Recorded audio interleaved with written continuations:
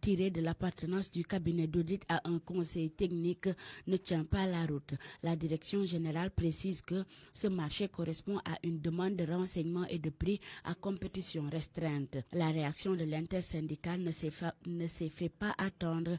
Elle revient à la charge et précise que leur réaction n'est animée d'aucune manipulation, encore moins d'une ingérence quelconque, mais plutôt le résultat d'une observation rigoureuse des pratiques en cours et du respect scrupuleux des lois et règlements du pays. Pour les syndicalistes, il est inadmissible que le directeur général persiste à minimiser les irrégularités qu'ils ont relevées dans le marché de prestation de l'audit du fichier du personnel.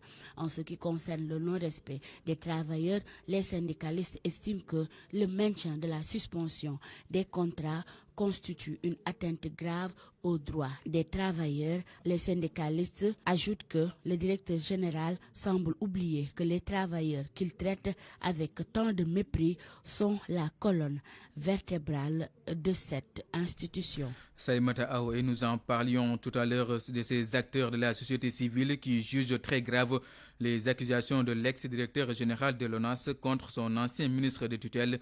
Ils demandent que justice soit faite sur cette affaire. Les précisions avec Mohamed Ali Mouba. Le ministre Cheikh Tidiane Dièye ne peut pas continuer à se morfondre dans un silence complet, alors même qu'il est cité dans une affaire qui a tout l'air d'un scandale. Le premier sous l'ère Bassirou Diomaye Ousmane Sonko. Pour Abdou Aziz Diop, monsieur le ministre doit réagir. Abdou Aziz Diop est membre de la société civile. Nous avons entendu cette polémique depuis quelques jours. Nous avons écouté la version du directeur général sortant de l'ONAS, accusant son ministre de malversation sur des marchés et d'autres malversations. Nous attendons la version officielle du ministre civil. Ce que nous voulons, que la lumière soit faite. Parce que vraiment... Cheikh Oumar Sy va plus loin. Selon l'ancien député, devenu un proche de Amadouba, le ministre Cheikh Tidiane Dièye doit des explications claires aux Sénégalais. Explications sur le marché d'en temps direct passé, dit-on, entre les entreprises incriminées et l'ONAS. Il est important pour que le ministre de l'Assainissement de faire une sortie, de clarifier exactement cette histoire-là et d'apporter aujourd'hui aussi des éclaircissements par rapport au marché de Vicas et Delta. Parce qu'on ne peut pas aujourd'hui aller dire qu'on va engager des audits, qu'on est en train de mettre la pression sur la presse pour qu'ils payent les impôts, qu'on est en train de faire des clarifications par rapport à la gestion de l'ancien régime et que ce régime-là vient juste de s'installer et qu'il soit entaché déjà par des scandales. Abdou Aziz Diop demande aux nouvelles autorités de prendre les mesures conservatoires pour ne pas annihiler le projet du Djoub Djoubanti, clamé sous tous les toits. Et même le scandale, c'est un scandale. On a aussi entendu le scandale aussi au niveau du port. Vous voyez, parce que les débuts de régime, souvent, c'est des slogans, bien sûr, c'est de fortes intentions. Mais avec la réalité du pouvoir, nous, ce qui nous intéresse, nous, on se base sur le factuel. Les effets d'annonce, les déclarations, ça ne nous engage pas. Nous, ce qui nous engage, c'est la réalité du terrain. Depuis l'évocation de cette affaire, le ministre Cheikh Tidiane Dièye reste dans un silence complet. La direction de l'ONAS a réagi via un communiqué promettant de revenir largement sur ce présumé scandale, preuve à l'appui. Et en plus bref, l'ancien directeur général du groupe Immedia Invest convoqué ce matin à la sûreté urbaine du commissariat central de Dakar. Cela fait suite à une plainte déposée par l'homme d'affaires Abdoulaye Sylla. Et dans un message sur les réseaux sociaux, Mahmoud Ibrakan dit qu'il ira répondre à la convocation de la sûreté urbaine dans la sérénité et le respect des institutions suite à la plainte de, je cite, l'homme des affaires soutenu par ses maîtres. Fin de citation. Ce projet de liquidation de Immedia et d'attentat à notre capitale image est voué à l'échec, a-t-il conclu. Et justement, l'actuel directeur général du groupe Immedia Invest est également visé par la plainte de l'homme d'affaires Abdoulaye Sylla. Alassane Samba Diop doit lui se présenter demain à la sûreté urbaine de Dakar. Il est 12 heures passées de 9 minutes à Dar Khoudoss, c'est dans la ville sainte de Touba. RFM, la radio de toute l'actualité. Le chef de l'État, Bassirou Diomaye Diakhar Faye, attendu ce lundi dans l'après-midi dans la cité de Bamba. Une troisième visite de courtoisie chez le Khalif général des Mourides en prélude au Grand Magal de Touba. Cet événement, je le rappelle, sera célébré le vendredi 23 août. Et la question de l'eau qui est souvent évoquée lors des rencontres du comité d'organisation du Grand Magal de Touba L'Office des forages ruraux rassure par rapport aux dispositions prises pour un magal sans problème d'eau. Ahmed Bambassar, responsable de Ofor Touba, souligne que 4 forages ont été ajoutés au dispositif déjà existant. Voici les propos qu'il a tenus au micro de Papa Balagueye. Nous sommes sur les derniers réglages. En tout cas, on avait dit qu'on va mettre 5 nouveaux forages sur le réseau. Aujourd'hui, on est à 4 forages. Il nous reste un forage où aujourd'hui, on prévoit quand même de le mettre en service. Il s'agit du forage de Touba Dar Khofor qui va desservir la zone de l'hôpital Cheikhoul Khadim et alentour. Nous allons mettre en service le nouveau réservoir de Sam Serigne Abdoulatif. Actuellement, c'est mis en service. On a un stock de 3000 m3 dans la zone où quand même on pourra, à partir de ce stock, approvisionner quand même les camions citernes. Au-delà de ça, parallèlement aussi, il y a d'autres réservoirs aussi de stockage qu'on va utiliser lors de la période de couverture du Grand Magal. Il s'agit notamment du réservoir de Route de Ndjourou, le réservoir de Tindodi, le réservoir de Darou Tansil, le réservoir de Darou Khatim et le réservoir de Ndam. En même temps aussi, on a stocké quand même de l'eau sur quelques châteaux d'eau où quand même on va procéder le lassage pour vraiment booster le réseau ou bien en tout cas renforcer la production de telle sorte que quand même les zones de tension seront quand même atténuées. Au-delà de ça aussi, la mise en service quand même du forage de héliport va nous permettre quand même vraiment de renforcer la zone de Khaïra où quand même vraiment en tout cas, on a noté ces derniers temps-ci des perturbations. Et nous restons à Touba avec le service départemental de l'élevage de Mbaké qui était à pied d'œuvre pour assurer le contrôle rigoureux de l'abattage des bêtes à l'occasion du Grand Magal de Touba. Des agents sont déployés dans les maisons des chefs religieux, chez les populations et même dans des zones d'abattage stratégiques. Le service départemental de l'élevage de Mbaké est appuyé dans ses opérations par des agents venus de 6 régions du pays. Écoutons à ce propos Malik Sall, chef du service départemental de l'élevage de Mbaké. Il est interrogé par Pape Mbaye Diaw. Nous nous évertuons au niveau du département pour vraiment assurer le minimum, c'est-à-dire l'inspection ante-mortem et l'inspection post-mortem par rapport aux abattages qui se font au niveau des abattoirs dans un premier temps. Ensuite, au niveau des familles religieuses où il y a beaucoup d'abattages qui se font dans ces milieux-là, nous envoyons des équipes sur place pour le contrôle de ces denrées-là. Mais aussi, il y a d'autres qui vont se déployer dans les artères de la rue, d'autres au niveau des étables des bouchers. Tous, ils vont concourir à vraiment faire une inspection de la viande sur place. 5 régions vont nous appuyer en agent. Donc il y a la région de Louga, il y a la région de Kaolack, il y a la région de Fatick, il y a la région de Dakar, plus maintenant le dispositif régional de Diourbel font que quand même nous avons une masse critique d'agents qui pourront vraiment s'appuyer sur la logistique que le ministère nous a donnée pour qu'on puisse vraiment faire l'inspection comme il se doit. Mais aussi au niveau des points de rencontre des animaux, surtout au niveau des foirailles, il y a aussi des équipes sur place pour voir l'état sanitaire un peu des animaux, pour déceler quand même certaines pathologies. Le Grand Magal de Touba, c'est également le transport. Et le ministre des Transports terrestres El Malik Ndiaye réaffirme la détermination du gouvernement à lutter contre les accidents de la route. Il annonce des mesures énergiques pour combattre l'hécatombe sur nos routes. El Malik Ndiaye présidait ce matin au stade Abdoulaye Wade de Diamniadio une rencontre préparatoire aux États généraux des transports prévus en septembre prochain.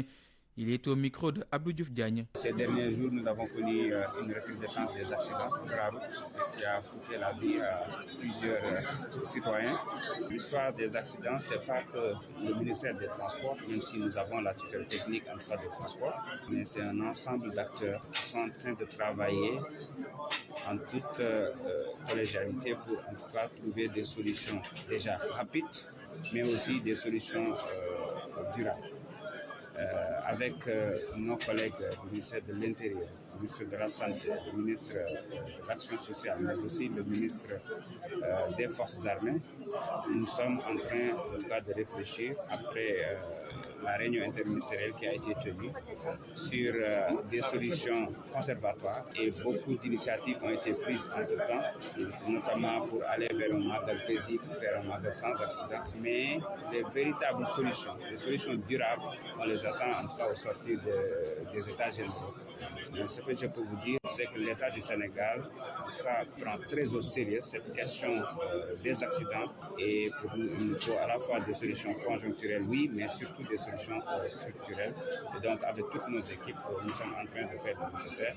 On nous avait demandé, en tout cas, un travail consistant à proposer des solutions conservatoires. Ce travail-là a été fait dans la plus belle des manières et c'est à la table du Premier ministre qui va, en tout cas, organiser autour de tous ces acteurs-là qui interviennent pour, en tout cas, l'application stricte de ces mesures qui ont été prises. À l'instant, donc, le ministre des Transports terrestres, El Malik Ndiaye, qui était au micro de Abdou Diouf Diagne à Diamniadio.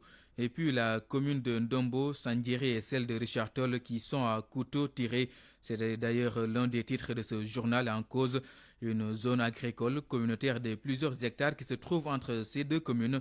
Le maire de Ndombo, Sandiéré, dénonce l'empiètement de la commune de Richard Toll dans la sienne. Il a même fait arrêter les travaux d'un promoteur dans cette ZAC malgré l'autorisation qui a été donnée au préalable par la commune de Richard Toll. Nous l'écoutons. Il s'agit de Madiki Mboch. Il est au micro de Mamoudou Diagne.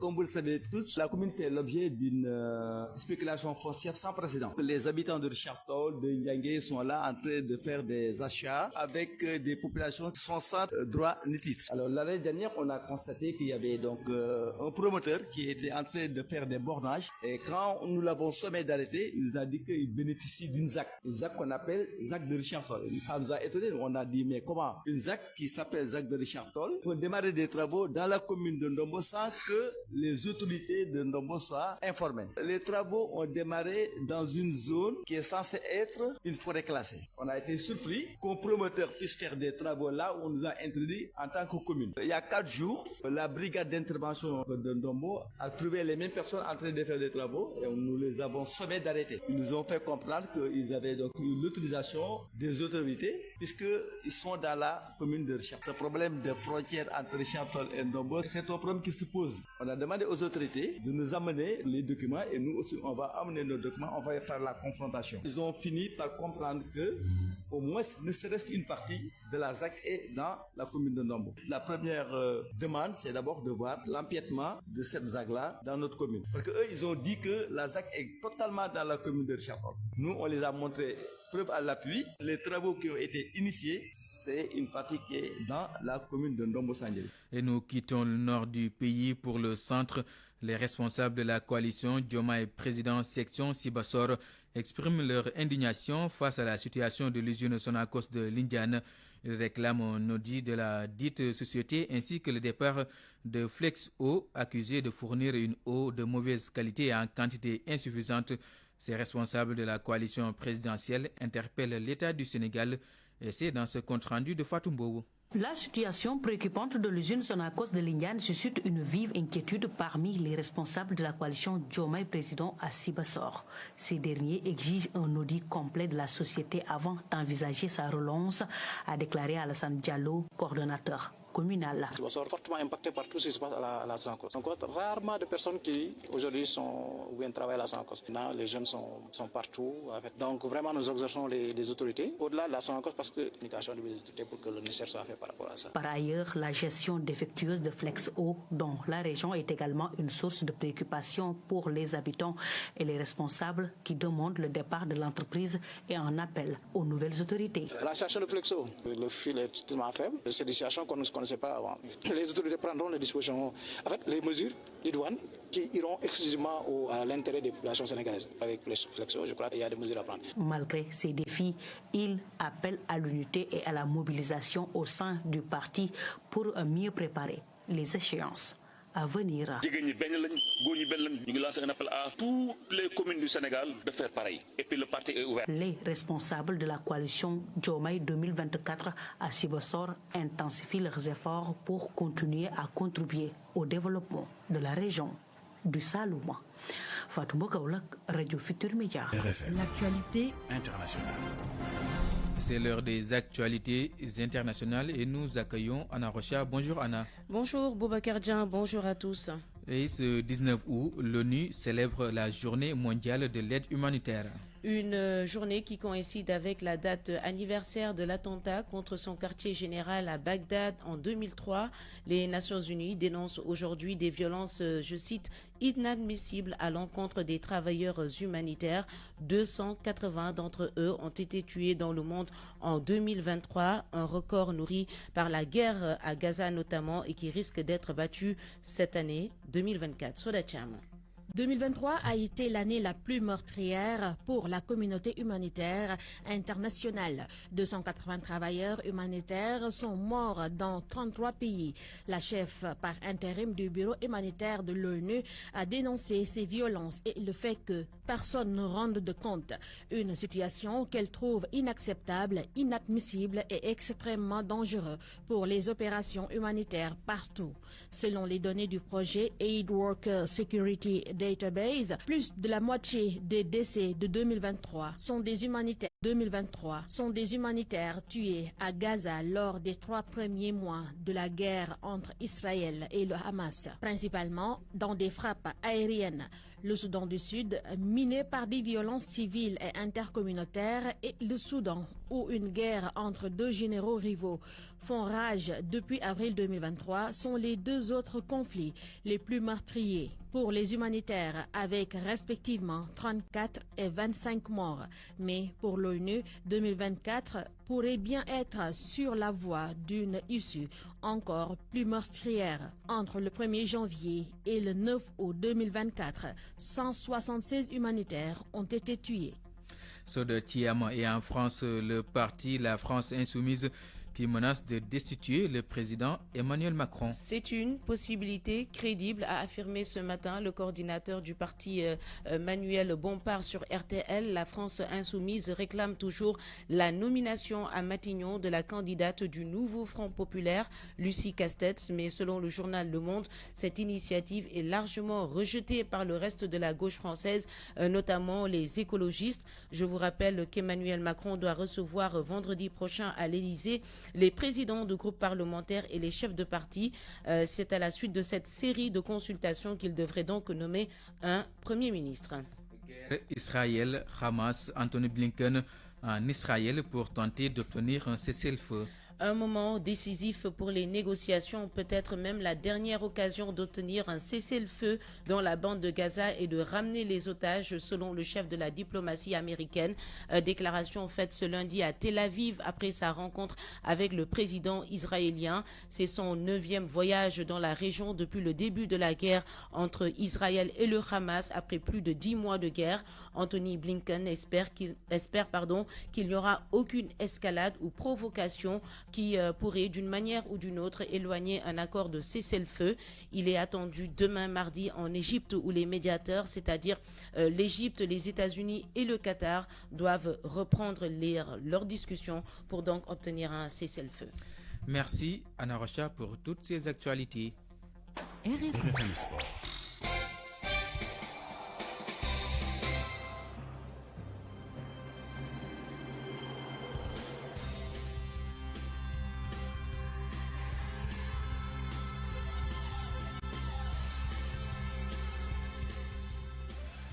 – 12h23, les actualités des sports et nous sommes en compagnie de Malal Junior Diagne. Malal, bonjour. Bonjour Boubacar. D'abord, tournoi pré-qualification, les Lions remportent leur premier match à Kigali. C'était ce matin à 9h, l'équipe nationale du Sénégal était face à la Hongrie. Les Lions ont battu les Hongroises sous le score de 63-61, une première dans cette compétition réussie. Soda Cham nous résume un peu cette rencontre. Bonne entame des Lions dans ce tournoi de préqualification du Mondial 2026. Les Lions ont pratiquement dominé la Hongrie sur tous les cartons, excepté le 3e quart où les protégés de Otis Ugly ont un peu flanché. Ce qui pousse le deuxième assistant de dire que le match a été maîtrisé. Madiane Fall. Le Sénégal a joué un match physique à un moment donné parce qu'à un moment donné, il fallait donc les pousser à la faute. On a bien défendu donc sur sur la Hongrie. Les prenant donc à 2 sur les côtés. Les poussent donc à faire donc des pertes de balles. Exploite donc en premier quart-temps, en deuxième quart-temps et aller donc à la mise en par 7 points d'écart. Et à un moment donné, donc, on a confondu vitesse et précipitation donc de notre côté. Il fallait donc, dès lors qu'on avait mené donc de 14 points, j'ai donc les attaques, 24 secondes, c'est pourquoi en basketball, tourner donc la boule, les pousser donc à la fois, aller donc vers les lancers francs. Mais j'ai dit que les filles voulaient donc tuer le match, on les a gagnés à l'usure. Mais ce qu'il y a lieu de reconnaître, c'est aujourd'hui, on a défendu sur une grande donc, qui mesure donc 2,8 m, une grande qui nous a beaucoup gêné. Mais à un moment donné, on l'a relayé. C'est la victoire qui est extrêmement importante en début de compétition. Cela donc nous permettra donc d'avoir un mental et de pouvoir donc gérer donc le match à venir. Tout compte fait, il y a des choses à améliorer avant la deuxième sortie des Lions ce mardi face au Brésil. C'est une équipe qui a été complètement remaniée. Actuellement, nous sommes en train de le scouter. Je dis que par rapport à ce match-là, le jeu intérieur donc fera donc la différence. C'est une équipe donc, qui n'a pas trop de grande. Si vraiment nos intérieurs donc s'y mettent donc dès demain, il n'y a pas raison que l'on puisse donc gagner ce match-là. Mais comme on l'a dit, il faudrait encore augmenter la physicalité au niveau de ces équipes-là, mettre donc la pression au niveau donc des porteurs de balle et des tireuses. Chez nous donc jouer à l'intérieur, essayer donc d'en tirer donc profit. Une première victoire dans ce tournoi et Ndjambakan a été élu MVP de cette rencontre avec 16 points inscrits.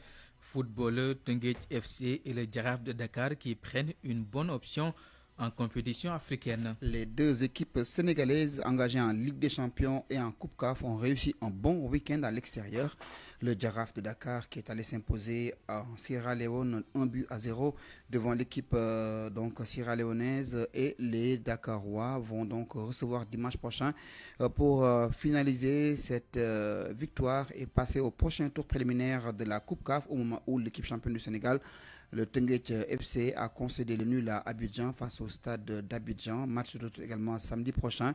Des résultats positifs à fructifier à Dakar devant son public. Les phases nationales, on en parle. On parle de Nawetan avec la ville de Bambey qui a mis les petits pieds dans les grands. Les ASC, les dirigeants et autres populations ont tous mis la main à la pâte pour nettoyer le stade de Bambey afin de recevoir des compétitions des phases nationales qui démarrent à la fin de ce mois. Babacar Diouf a fait le point avec les autorités locales. 4 ans sans stade. Les jeunes du département de Bambey ont vécu le calvaire. Ils n'avaient pas de stade, ils n'ont pas joué de Nawetan. Cette page noire du sport bambéois est définitivement tournée avec l'ouverture prochaine du stade municipal. C'est pourquoi ils ne se sont pas fait prier pour le nettoyer. Nous sommes à quelques jours du démarrage des activités, que ce soit au niveau de l'ONCAV ou bien au niveau même des deux zones. Et ça a été une grande fierté, voire même une satisfaction pour nous de voir la mobilisation de toutes les ASC de Bambey au niveau du stade pour le nettoiement. En plus d'accueillir une partie des compétitions des phases nationales, l'ODCAV et ses démembrements sont faits prêts pour les compétitions de la saison, révèle Letchening, le président de l'ODCAV. Cette jeunesse-là est fin prêt maintenant pour l'organisation de leurs activités. Également préciser que ces ASC ont beaucoup déboursé dans le cadre des affiliations, des réaffiliations et même des démissions pour avoir des joueurs. Et si toutefois tout ceci est fait, donc ce qui reste maintenant, c'est de commencer donc les activités donc au niveau donc du département de Bambey. Au regard de ce qu'ils ont enduré pendant ces dernières années, le maire Hassan Dia leur demande de préserver l'infrastructure. Je lance un appel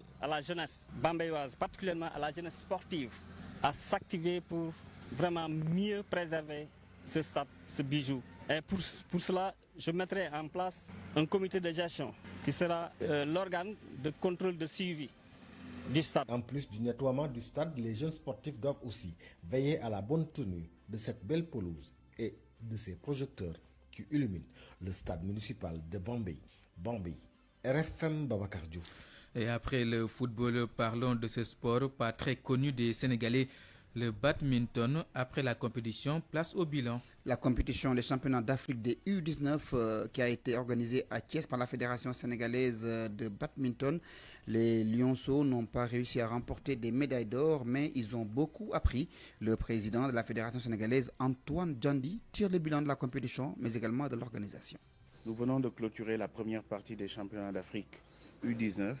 Et au sortir de ces championnats, nous avons vu l'équipe de l'île Maurice remporter la plupart des médailles individuelles et aussi l'équipe d'Algérie qui a remporté la médaille d'or en équipe. Donc en termes d'organisation, nous pouvons être satisfaits dans la mesure où les normes ont été mises au point et surtout nous avons organisé les championnats à la dimension et aux normes mondiales. Car nous le rappelons, ces championnats sont sous l'égide de la Fédération mondiale de badminton et supervisé aussi par la Confédération africaine de badminton. Le badminton sénégalais est en marche et c'est le lieu de rappeler les autorités de la tutelle que le badminton fait partie des disciplines retenues pour les JOJ de 2026. Il est important aujourd'hui d'accompagner cette discipline émergente qui, en si peu de temps, est en train de faire vraiment un travail assez important pour le développement de cette discipline.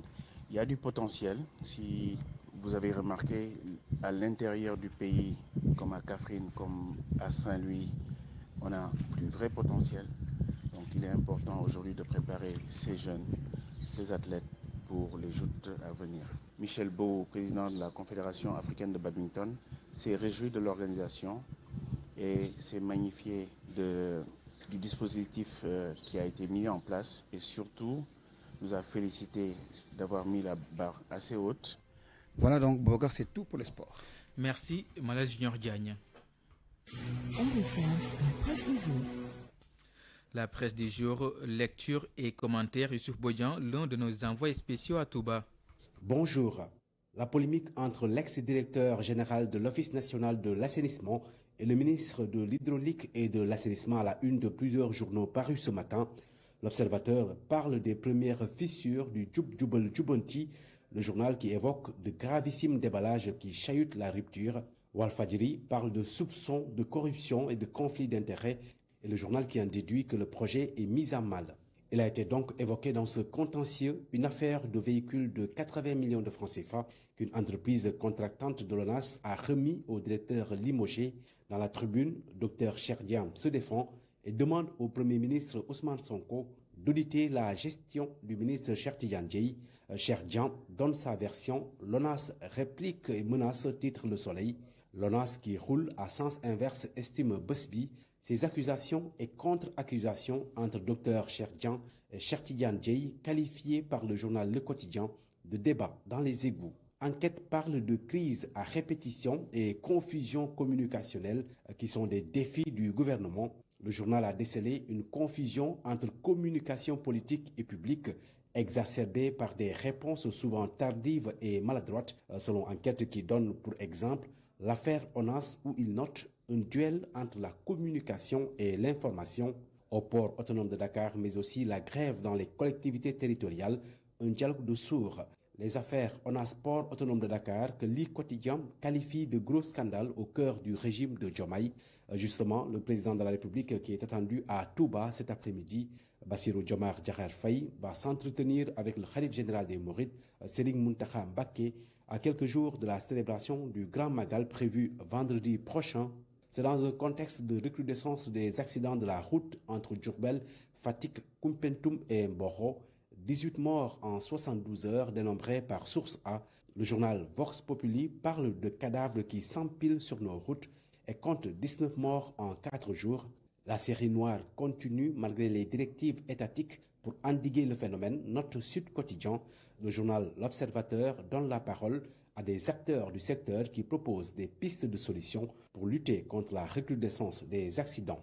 Dans l'As, le ministre des Transports brandit des sanctions, ce qui veut dire au journal Le Soleil que l'État corse les mesures.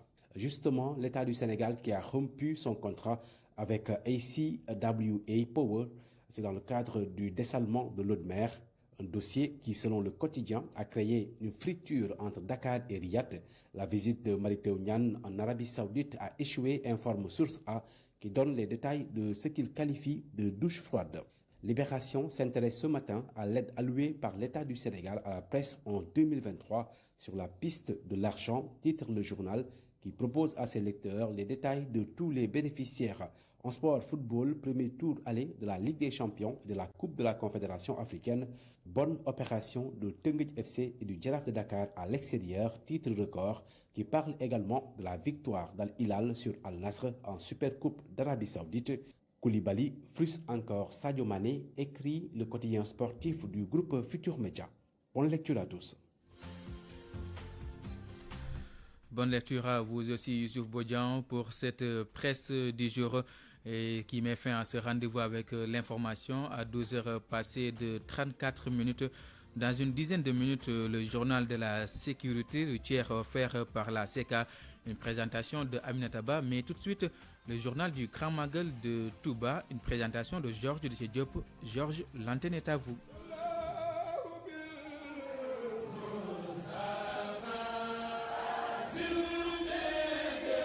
Bonjour à toutes et à tous, bienvenue à Touba et Mbaké, le journal du Grand Magal. À J-4, les fidèles mourides commencent à rallier la cité religieuse. Le chef de l'État y est attendu cet après-midi. Des pays étrangers seront également à Touba. Plus de 300 délégations de 45 pays seront reçues à la résidence Khadim Rassoul. Ce lieu spécial est fin prêt pour accueillir les invités du Khalif. Des chameaux, des bœufs, moutons, poulets et poissons. Tout est sur place à la résidence Khadim Rassoul. Serigne Saliou Seck s'est rendu sur place.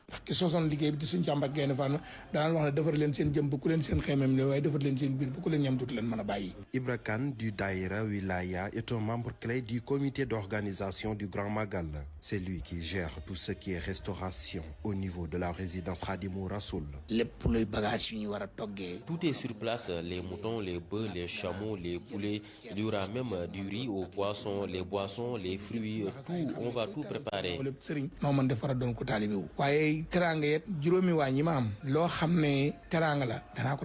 Les délégations de plus de 45 pays, des ONG et des organisations seront au rendez-vous et vont être reçus dans ce lieu saint.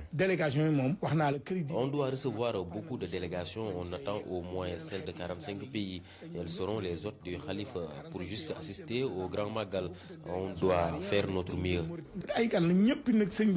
Le Khalif général des Mourides séjourne ici, à la résidence Khadim Rassoul, avant, pendant et après le Magal. Durant tout le Magal, Serigne Mountakha reste ici dans la résidence. Il ne sort pas, c'est au lendemain de la cérémonie officielle qu'il va retourner à Darou Minam. Donc on doit beaucoup de respect pour ce lieu, ne serait-ce que pour la présence du Khalif général des Mourides. À 4 jours du Grand Magal de Touba, la résidence Khadim Rassoul est fin prête pour accueillir les hôtes du Khalif général des Mourides. Cette année, plus de 2000 personnes sont formées par le Daïra Mokhadimatul Khidma pour assurer la sécurité des pèlerins et de leurs biens dans la grande mosquée. Certains styles vestimentaires indécents et les rassemblements entre hommes et femmes à l'intérieur de la grande mosquée sont interdits. Des mesures qui doivent être observées par tous les pèlerins selon le Daïra. Reportage Ndongoka. La sécurité de la grande mosquée de Touba est renforcée cette année. Mokhadimatul Khidma qui s'en charge a mobilisé plus de 2000 personnes pour la gestion sécuritaire des lieux. Makhtar Kane, porte-parole du Daïra Mokhadimatul Khidma. Nous avons à notre disposition plus de 2000 personnes pour la sécurité des pèlerins et de leurs biens dans la grande mosquée. Ce dispositif est assisté par des caméras de surveillance qui traquent des personnes mal intentionnées. Les règles établies par Mokhadimatul Khidma sont à respecter par les pèlerins. La structure qui assure la gestion dans la grande mosquée se veut stricte. Certains comportements qui violent la sacralité des lieux sont formellement interdits. Un dispositif est mis en place pour veiller au grain selon Makhtar Kane. Les hommes et les femmes sont interdits de se rassembler à l'intérieur de la grande mosquée. Nous veillons aussi sur certains styles d'habillement indécents. Nos équipes sont ici 4 jours avant le Magal et 6 jours après l'événement.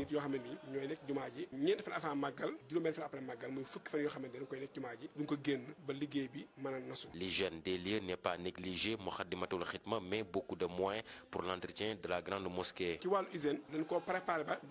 L'hygiène est prise au sérieux. Nous mettons ici chaque jour 5 litres de parfum et il y a une équipe nocturne qui gère la désinfection des lieux. La grande mosquée de Touba abrite aussi une infirmerie bien équipée. Des équipes de secouristes y sont détachées pour assister les pèlerins qui en auront besoin. La problématique de la protection des biens de Serigne Touba Khadim Rassoul et la prévention contre les départs d'incendie dans la grande mosquée de Touba. Sous le ndigal du Khalif général des Mourides, la société Industrie Play a installé des dispositifs Friboul dans ces lieux très fréquentés lors des grands événements comme le Grand Magal de Touba. Selon le promoteur Mortal, grâce à ce dispositif, il est possible de maîtriser tout type de feu avant l'intervention des sapeurs-pompiers. Mortal au micro de Papa Balagay. On était là aujourd'hui pour une requête auprès du Khalife général des Mourides, qui avait déjà donné en tout cas sa bénédiction par rapport à la boule extinctrice Elite Fireball pour que ça soit divulgué et vulgarisé au sein de la population sénégalaise, comme c'est le cas actuellement en Afrique et en Occident. Et on est satisfait de cette visite d'aujourd'hui parce qu'il a réitéré en nous mettant en relation avec la fédération Hizb ut-Tarqiyyah ainsi que les responsables de la mosquée de Touba et les autorités, en tout cas mourides, afin qu'on puisse renforcer la présence des produits Elite Fireball pour éviter les départs d'incendie au sein de la grande mosquée de Touba et au sein, en tout cas, des biens de Cheikh Al-Khadim. On a déjà démarré les installations dès qu'il a donné l'aval. Fireball peut éteindre tout type de feu? Tout type de feu de classe A, B, C, F et E et de classe G pour tout ce qui vient. À présent, notre rubrique découverte. Nous allons vous présenter les sites historiques qui symbolisent le mouridisme à Touba. Ce lundi, Youssouf Bodian démarre avec la grande mosquée de Touba. Quand vous venez pour la première fois à Touba, c'est forcément l'édifice qui va le plus vous marquer, vous impressionner. L'endroit qu'il faudra obligatoirement visiter, bâti sur une superficie de 8790 mètres carrés, la grande mosquée de Touba se distingue par ses caractéristiques architecturales imposantes. De loin, on aperçoit ses 7 minarets, dont les 2 derniers ont été ajoutés par le Khalif Serigne Sidi Mokhtar Mbacké. La grande mosquée de Touba compte aujourd'hui 4 minarets de 66 mètres de haut, 2 de 60 mètres et un minaret de près de 87 mètres de hauteur, nommé Lampe Fall, en hommage à Cheikh Ibra Fall, un des plus fidèles compagnons de Cheikh Ahmadou Bamba. Sa capacité d'accueil est de 6000 personnes. La mosquée présente 6 portes principales, une à l'est, une à l'ouest et 2 sur chaque côté latéral. À l'intérieur, on trouve le mausolée de Cheikh Ahmadou Bamba, fondateur du mouridisme. C'est en 1932 que la première pierre de la grande mosquée de Touba fut posée par Cheikh Mohamed Mustafa, son fils aîné et premier calife des Mourides. Les travaux se sont déroulés sans arrêt à partir de 1932, mais interrompus par la Seconde Guerre mondiale en 1941. Par la suite, Cheikh Mohamed Mustafa décède le 13 juillet 1945. Son frère et successeur, Cheikh Mohamed Fadel, dit Serigne Fallou, reprit le flambeau et la construction de la mosquée en 1949 avec le concours de l'architecte français Gaston Scatena. Ainsi donc, la grande mosquée de Touba fut inaugurée le vendredi 7 juin 1963 par le calife Cheikh Mohamed Fadel, en présence du président de la République de l'époque, Léopold Sédar Senghor. La grande mosquée de Touba ressemble à un chantier permanent. Chaque calife apporte sa pierre à l'édifice. Aujourd'hui, l'organisation et l'entretien de la mosquée est confié au Daïratul Mukhadamatul Khidma. Merci Youssouf. C'est la fin de ce journal du Grand Magal de Touba. Merci de nous avoir suivis. Excellente suite des programmes sur Radio Futur Média.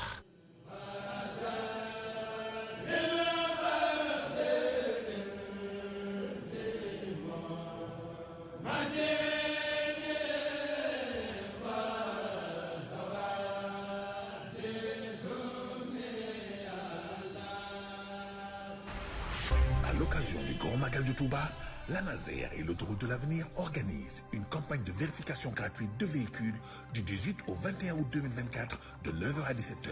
Rendez-vous sur les aires de repos de Dalifort, de Thiaroye et de Touglou et à la gare des Beaux-Maraîchers. En partenariat avec la Sénégalaise de l'automobile, le CETUD, le Bureau Veritas, le Café Touba, Djalibatou. Les centres de formation CSFP-MEM, Perform, CFPT Sénégal-Japon et les associations de mécaniciens Promo Kabil, MPA, A2MS et Revas National, Karagueyon, Sunuité. Pour plus d'informations, suivez-nous sur les réseaux sociaux et la web radio de l'avenir. Infoline 33 859 37 40. Bienvenue au village du Magal à Dalifort avec l'autoroute de l'avenir. Pour cette deuxième journée de campagne, malgré la pluie qui s'abat sur Dakar, les techniciens de l'autoroute de l'avenir sont dans le contrôle des véhicules et les dépannages mineurs.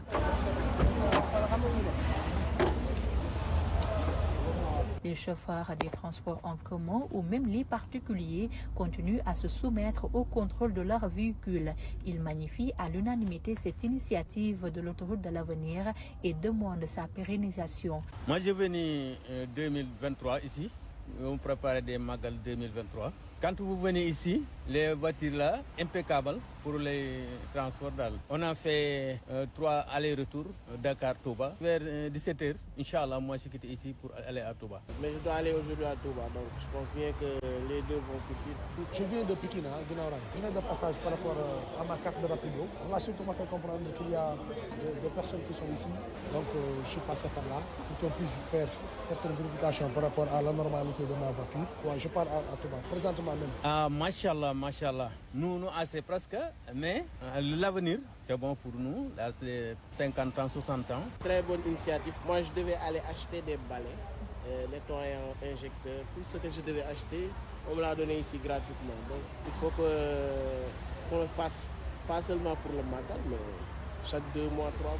Et ça participe à la sensibilisation. Ils sont dans la bonne logique. Ce que je peux dire, c'est de les encourager et de continuer dans ce carnaval, d'ouvrir des perspectives pour mettre à l'aise leurs clients, qu'ils continuent à faire un travail de la sorte. Il faut venir ici pour voir les voitures avant de partir à Touba. 300 véhicules ont été contrôlés pour la première journée d'hier sur les 4 sites aménagés, notamment aux aires de Dalifort, Thiaroye, Toglou et à la gare routière des Beaux-Maraîchers, à Jandao, chargé du marketing de l'autoroute de l'avenir. Nous invitons quand même les automobilistes à venir. Malgré la pluie, nous continuons à travailler et à accueillir les clients pour pouvoir leur permettre d'avoir cette vérification gratuite. Nous sommes dans la moyenne, mais on pourrait faire mieux. Vraiment, on aimerait atteindre l'objectif des 1500 sur les 4 jours. Donc on voudrait vraiment que les automobilistes viennent faire vérifier leurs véhicules. Surtout la nature des pannes que nous découvrons, qui est vraiment cruciale pour le voyage vers Touba ou pour tout autre déplacement. Il y avait des gens qui avaient des défauts d'éclairage, il y avait des gens qui avaient des problèmes de balais essuie-glace, alors que nous sommes en période hivernale. Avec la pluie, il faut avoir des balais essuie-glace fonctionnels, par exemple. Nous avons eu des gens qui avaient des problèmes de capteurs. Toujours dans cette campagne, 50 chauffeurs ont été consultés hier selon Aïssatou Magat Wan, professeur tutélaire en ophtalmologie à l'UFR Santé de Thiès. Nous allons toujours évaluer l'aptitude visuelle à la conduite des conducteurs, mais surtout nous faisons un dépistage du glaucome primitif à angle ouvert. Nous avons eu pour la journée d'hier 50 patients. Nous avons surtout remarqué des amétropies, des troubles de la vision de loin, de près. Nous avons eu un patient qui était glaucomateux, qui avait un glaucome primitif à angle ouvert et qui était suivi. Et nous aurons eu 2 patients suspects de glaucome et qui ont besoin d'examens complémentaires pour confirmer le diagnostic. En matière de conduite, la règle c'est voir et être vu. Et pour voir, il faut avoir une bonne vision. Pour être vu aussi, il faut que les routes soient bien dégagées. Donc là, nous faisons une évaluation de l'aptitude visuelle qui est plus complète que ce qui est fait pour le permis de conduire, parce qu'il existe des pathologies qui peuvent altérer la fonction visuelle sans que le sujet ne s'en aperçoive et qui peuvent être à l'origine de certains comportements qui peuvent amener à des accidents. Nous invitons les chauffeurs à participer à cette journée. Merci de s'intéresser à cette campagne de vérification gratuite de véhicules initiée par l'autoroute de l'avenir. À demain. À l'occasion du Grand Magal de Touba, la Nazaire et l'autoroute de l'avenir organisent une campagne de vérification gratuite de véhicules du 18 au 21 août 2024 de 9h à 17h. Rendez-vous sur les aires de repos de Dalifort, de Thiaroye et de Toglou et à la gare des Beaux-Maraîchers. En partenariat avec la Sénégalaise de l'Automobile, le CETUD, le Bureau Veritas, le Café Touba, Dialibatou. Les centres de formation CSFP MEM, Perform, CFPT Sénégal Japon et les associations de mécaniciens Promo Kabil, MPA, A2MS et Revas National, Karagueyon, Sunuité. Pour plus d'informations, suivez-nous sur les réseaux sociaux et la web radio de l'avenir. Infoline 33 859 37 40. Da ngeen a bëgg seeti seeni jegeñaale wala dox seeni itte ci biir dëkk bi wala dem gore ak seen njaboot tànn leen teer bi ngir vacances yu neex fukki gaar ak ñett diggante Dakar ak Diamniadio di dalee si juróom benni waxtu ci suba jàpp fukki waxtu ci guddi bis bu set fukki simili yu ne saxaar a ngi daw ngir yéen waaw fukki simili yu jot ak saxaar aksi tukki ci ak dal ànd ak clim bu seddu guy ak ndaw yu leen di taxaw ci seeni soxla ba ngeen yegg ci jàmm waaw yéen lu ngeen